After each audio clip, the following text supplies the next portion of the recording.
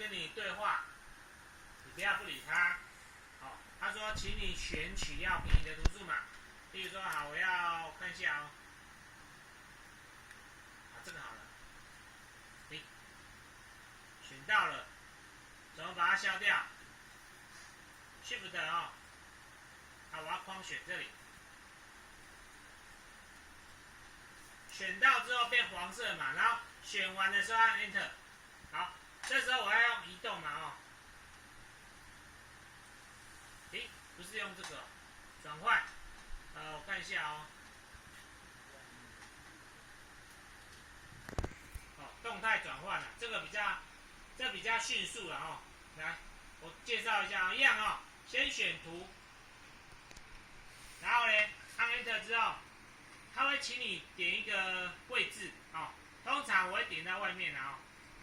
然后之后你可以拉这个，然后你就会拖移到你想要放的地方，然后动态再点一下。你当然说你这边有个绿色勾勾啦，我这边没有，就只好按确定。好，这时候就过来了。那转换的平移就是你刚刚要转，你可以，那你可以这样子移动，比如说 S 哦。如果我要往左，你把它当刀子，我要 X 还是 Y？X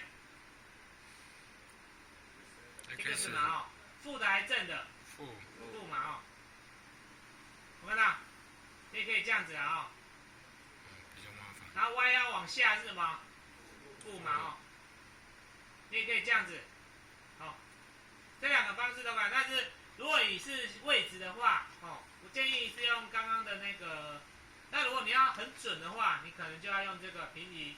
那你可能就是由第一点移动到第二点，这个模式的哦。好，所以刚刚讲的几个动作请你都做一下绘图里面输入文字，然后呢，转换的平移，你要两点之间的位移，或是转换的，哪一个？动态转换，你也可以去做一下好，画面还你们。